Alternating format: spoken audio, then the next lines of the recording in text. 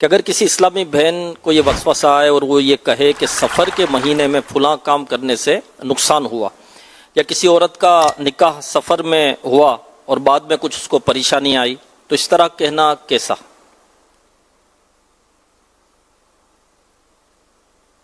کیا اس کے علاوہ کبھی نقصان ہوتا ہی نہیں ہے؟ اور جو کوئی نکاح کرے ان کو پریشانی آتی ہی نہیں ہے، سفر میں ہی سب ہوتا ہے؟ تو حدیث پاک نے فرمایا لا سفر، سفر کوئی چیز نہیں ہے۔ یہاں اس بات کی مطلب ہے کہ یہ نفی ہے، انکار ہے کہ سفر میں کوئی نحوست معاذ اللہ کوئی اسی نہیں ہے۔ بدشگونی لینا یہ ناجائز ہے۔ یہ ہم مسلمانوں میں پتہ نہیں کہاں سے داخل ہو گئی کہ سفر میں خاص کر کہ یوں کرو تو یوں، یوں کرو تو یوں، یوں کرو تو یوں، اور بعض لوگ مطلب اس کو نعوذ باللہ منحوس، ایسا نہیں ہے۔ سفر کی غالباً 13 سفر کو تو مولا علی شیر خدا اور بی بی فاطمہ رضی اللہ عنہا کا نکاح ہوا تھا۔ اب اگر کیا ان کو پتا نہیں تھا کہ سفر میں یوں تو یوں؟ ان کو پتا تھا کہ کچھ بھی نہیں سفر میں، یہ نکاح کیا تو ہمارے لیے تو برکت والا مہینہ ہو گیا سفر، ان مانو کر کہ مولا مشکل کشا اور بی بی فاطمہ رضی اللہ عنہا کے نکاح کا یہ مہینہ ہے، یہ بھی روایت ہے۔ مطلب تو اس طرح مطلب ہی کہ اور بھی سرکار اعلی حضرت امام اہل سنت مولانا شاہ امام احمد رضا خان رحمۃ اللہ علیہ، ان کا عرس شریف 25 سفر، ہم تو اس کو ماہ رضا بولتے ہیں، تو یہ سفر المظفر ہے، سمجھے؟ یہ سفر الخیر ہے، خیر مانے بھلائی، مظفر مانے فتح مند، سمجھے؟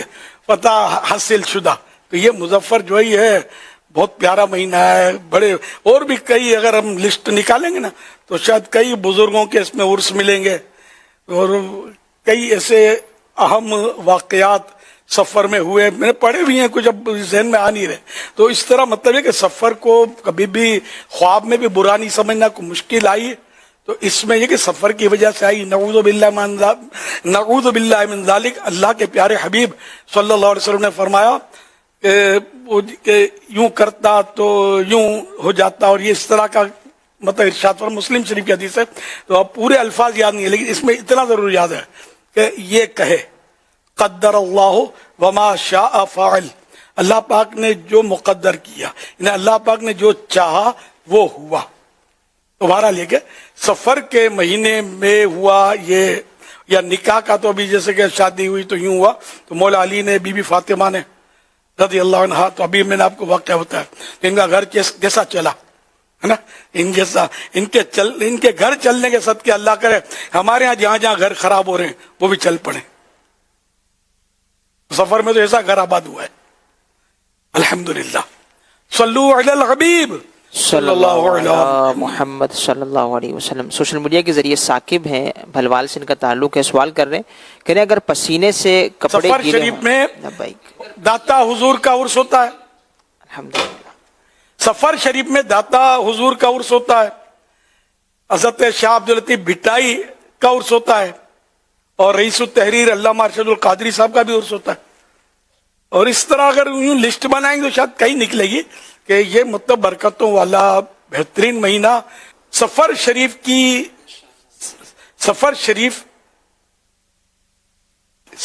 کے مہینے میں پیش آنے والے چند تاریخی واقعات۔ سفر شریف پہلی ہجری میں حضرت سیدنا علی المرتضی کرم اللہ تعالی وجہہ الکریم اور خاتون جنت حضرت بی بی فاطمہ زہرا رضی اللہ عنہا کی شادی خانہ آبادی ہوئی۔ حوالہ الکامل فی التاریخ جلد 2 صفحہ 12۔ سفر المظفر 7 ہجری میں مسلمانوں کو فتح خیبر نصیب ہوئی۔ فتح خیبر مشہور ہے، وہ مولا علی شیر خدا نے وہ خیبر کا قلعے کا دروازہ ہی اٹھا لیا تھا، جس کو کئی آدمی مل کر نہیں اٹھا سکتے تھے، شیر خدا ہے نا، انہوں نے اٹھایا تھا۔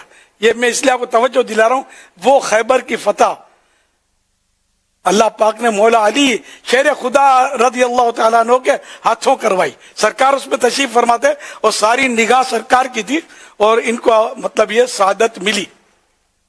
تو یہ بھی خیبر کی فتح سفر میں ہوئی تھی، تو یہ سفر خیر ہے، بھلائی والا مہینہ ہے۔ बरकत वाला महीना है, नऊज़ बिल्लाह नहुसत वाला महीना हरगिज नहीं। अच्छा, तो इस मुसलमानों को फतेह खैबर नसीब हुई। हवाला अल बिदाया वन निहाया, जिल्द नंबर 3 सफा नंबर 392।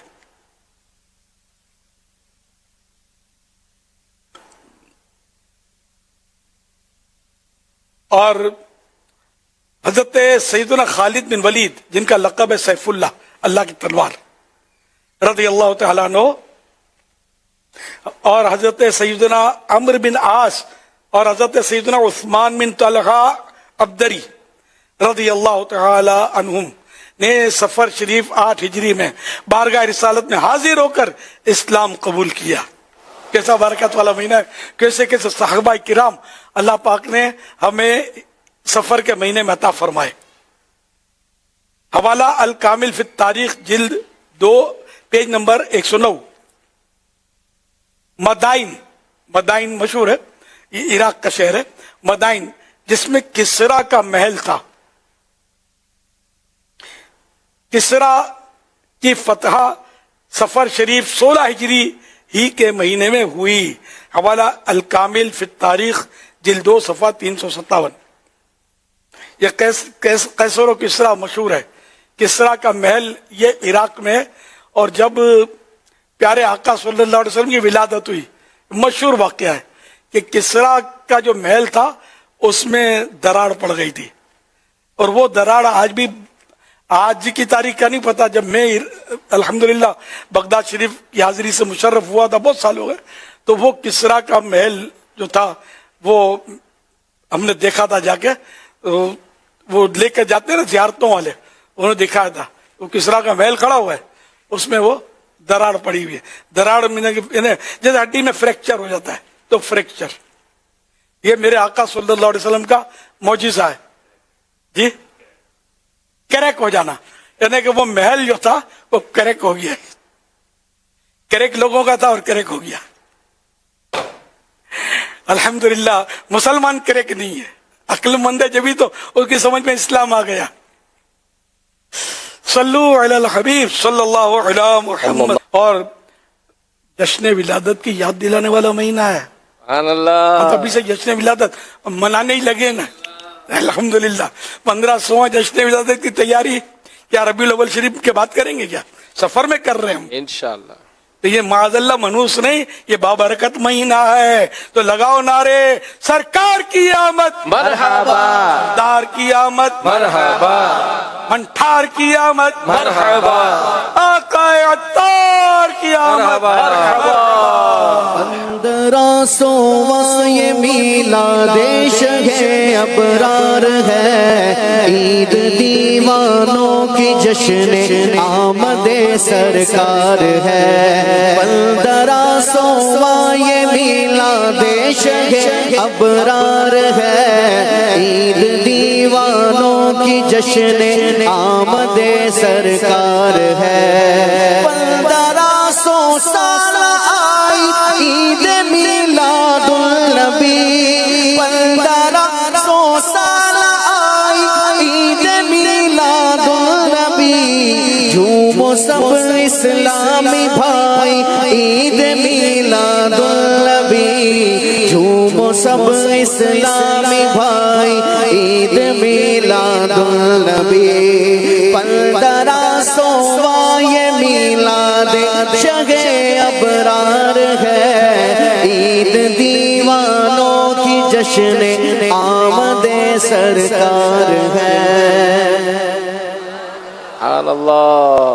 सीधी सोशल मीडिया के जरिए साकिब सवाल कर रहे हैं, कह रहे हैं अगर पसीने से कपड़े गीले हों तो क्या इस सूरत में नमाज पढ़ सकते हैं? पसीना पाक होता है, बिल्कुल पढ़ सकते हैं, लेकिन अब इसमें अगर बदबू आती है तो ये फिर और मसले हैं, इससे बचना चाहिए।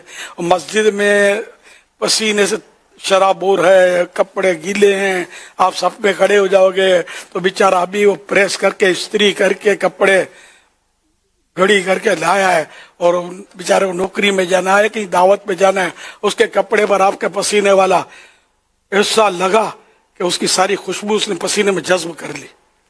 अब उसको कैसा लगेगा ये पसीने والے کو سوچنے کا ہے. تو اس طرح کے کپڑوں سے پھر صف میں کھڑا نہ ہو, پھر گھر میں نماز پڑھ لے.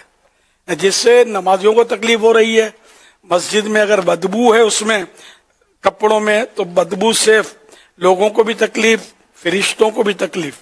تو اس طرح کا لباس پہن کر, یا کسی کے منہ میں بدبو آ رہی ہے معاذ اللہ, تو یہ کہ اس کی دو صورتیں ہوتی ہیں بدبو کی. ایک تو یہ کہ کچی پیاز, کچا لہسن کھا لیا.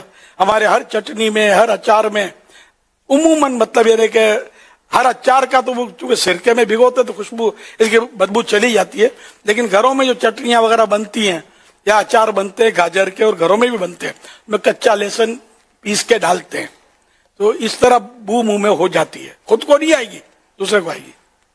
تو ایسی صورت میں مسجد میں داخلہ جبکہ منہ سے بو آ رہی ہے, کوئی بو والی چیز کھائی اور بو اس کی ختم کر دی کسی ٹیکنک سے, تو اس کا مسئلہ, اس کو اجازت ہے. اگر بو آ رہی ہے اس صورت میں مسجد میں جانا حرام. دوسری بو کی ایک صورت یہ کہ پیٹ کی خرابی, اب زیادہ کھانا, بغیر چبا کے کھانا, بڑے بڑے نوالے دھکیلنا پیٹ کے اندر, تو آخر یہ ربڑ کا جو اندر مشین ربڑ کی, تو یہ کیا کرے گی یار, کس کس کا مقابلہ کرے گی؟ بھائی سڑائے گی اندر, سڑائے گی تو منہ کے ذریعے بھی احتجاج شروع ہو جائے گا. تو اب یہ جو منہ سے بدبو جو اندر سے آ رہی ہے, اس کا تھوڑا علاج یہی کہ میدا اپنے کھانے پر اور علاج کرے. خالی وقتی طور پہ چورن کھا لیا اور ٹھونستے رہے تو حل مشکل ہے. سب پر مطلب آپ کو دھیان دینا پڑے گا اگر مسجد میں آنا ہے تو. تو اس لیے مطلب بدبو اگر منہ میں یا کپڑوں میں آتی ہے, بدن میں آتی ہے, پھوڑا ہے, زخم ایسا جس سے بدبو آتی ہے, لوگوں کو گھن آتی ہے, پریشانی ہوتی ہے, تو ایسی صورت میں مسجد میں داخلہ منع ہے. اسی طرح جس کی زبان سے لوگوں کو تکلیف ہوتی ہے وہ بھی مسجد میں, جیسے بعض کاکے بڈھے ہوتے ہیں وہ کوئی لینگویج نہیں سمجھتے, امام نے 1 منٹ دیر کر دی, اب خیر نہیں امام کی, اب چڑھائی کر دی. اب یہ کاکا سوچتا نہیں, بڈھا سوچتا نہیں کہ مسجد میں شور مچا رہا ہوں, یہ کون سا ثواب کا کام ہے یار. ہاں 1 منٹ لیٹ آیا تو یہ کون سا گناہ کا کام تھا جس میں یہ برس پڑے. تو لوگ مطلب اب بیچارے کو مجبوری ہوگی, وضو میں دیر ہو گئی, کوئی مسئلہ ہو سکتا ہے انسان کا. تو اور چیزوں میں ہمیں لیٹ نہیں ہوتا یار, ہمیں پوری جماعت کب ملتی ہے. تو امام کو چاہیے کہ وقت پر آئے. تنفیر عوام کی صورت بھی بعض اوقات بنتی ہے, امام اگر عادی ہو نا لیٹ آنے کا تو لوگ پھر ظاہر کہ پریشان بھی ہوتے ہیں. تو امام پریشان نہ کرے, لیکن یہ کہ کبھی 1 منٹ لیٹ انسان ہو جاتا ہے تو اس پر چڑھائی کرنا یہ درست نہیں ہے. یہ دل آزاری, اور ایک امام کا اپنا مقام ہوتا ہے, یہ لوگوں کی نظروں سے گر جائے گا, لوگوں کو نماز کا لطف نہیں آئے گا. مطلب مسائل ہی مسائل ہیں, دل آزاری الگ گناہ کا کام ہے. تو اس طرح کرتے ہوتے تو جو اپنی زبان سے لوگوں کو تکلیف دیتا ہے تو اس کو جس پر جو قدرت رکھتا ہے اس پر واجب ہے کہ اس کو روکے. اب چاہے اس کو سمجھا دے, جو بھی ہے نا کہ اس کو روک کے, یا مسجد میں اگر کوئی ایسا شخص ہے جو ایذا دیتا ہے لوگوں کو, آدھا پاگل ہے, کوئی لینگویج نہیں سمجھتا, یا پورا ہی پاگل ہے, پھر پورے پاگل کی تو پھر حدیث پاک میں بھی ہے کہ پاگلوں اور بچوں سے مسجد کو بچاؤ. یہ تو بالکل صراحت ہے اس کی, تو کھلے لفظوں میں پاگل کا. لیکن بعض نیم پاگل ہوتے ہیں تو بڑی عقل کی باتیں کرتے ہو تو پھر یہ بیک جاتے ہیں, تو لوز ٹاکنگ شروع کر دیتے ہیں. تو ایسوں سے جس سے لوگوں کو تکلیف ہوتی ہے, مسجد میں شور ہوتا ہے, مسجد کا ماحول خراب ہوتا ہے, تو ایسوں سے بھی مسجد کو بچانا ہے کہ مسجدیں ان کاموں کے لیے نہیں بنی. بعض لوگ مسجدوں میں چوپال لگاتے ہیں, ہا ہا ہا کر کے ہنس رہے ہوتے ہیں, اور اپنے لے کر کچھ نہ کچھ ایسی باتیں لے کے بیٹھے ہوتے ہیں مسجدوں میں. یہ سب کے لیے مسجدیں ان کاموں کے لیے نہیں ہیں, مسجدیں اللہ کی عبادت کے لیے ہیں. ہاں درس دینا مسجدوں میں تو یہ تو شروع سے چلا آ رہا ہے, تو یہ دین کا درس دے رہے ہیں, نیکی کا درس دے رہے ہیں, قرآن کا درس دے رہے ہیں, حدیث کا درس دے رہے ہیں, یہ بیان ہو رہے ہیں نیکیوں کے سنتوں بھرے, اور کسی نمازی کو ایذا نہیں ہو رہی. تو اس انداز میں ان کاموں کی تو اجازت ہے, لیکن جنرلی مطلب جو جن کاموں کو لوگ لے کر بیٹھے ہوتے ہیں, چوپال لگاتے ہیں, دنیا کی باتیں کر رہے ہوتے ہیں, تو اس کی بھی حدیث پاک میں صراحت ہے کہ قیامت کے قریب, یہ قیامت کی نشانیوں میں سے, قیامت کے قریب لوگ قیامت کے قریب مسجد میں دنیا کی باتیں ہوں گی, تم ایسوں کے پاس مت بیٹھنا, کہ ان کو خدا سے کوئی کام نہیں ہے. اب بڑے بڑے بعض اوقات معززین نظر آ رہے ہوتے ہیں، داڑھی بھی سفید، چمڑی بھی سفید. لوگ بولے کہ بھائی اس کو ولایت کی تاج تو اس کی نظر سے ملے گا، اور ہاں کر کے ہنس رہا ہوتا ہے، اور مسجد میں ہیں کر کے باتیں کر رہا ہوتا ہے. اس کی ولایت نظر سے تو ولایت چھن جائے تو الگ بات ہے، ملنا مشکل ہے. تو یہ لوگوں کی بہرحال سوچ ہوتی ہے. تو مسجد میں بالکل چونکہ چاں کچھ بھی نہیں، اللہ کا ذکر کرنا ہے اور اس طرح کرنا ہے، تلاوت کرنی ہے اس طرح کرنی ہے، درود و سلام پڑھنا ہے اس طرح پڑھنا ہے کہ کوئی نماز پڑھ رہا ہے اس کو ایذا نہ ہو، تکلیف نہ ہو.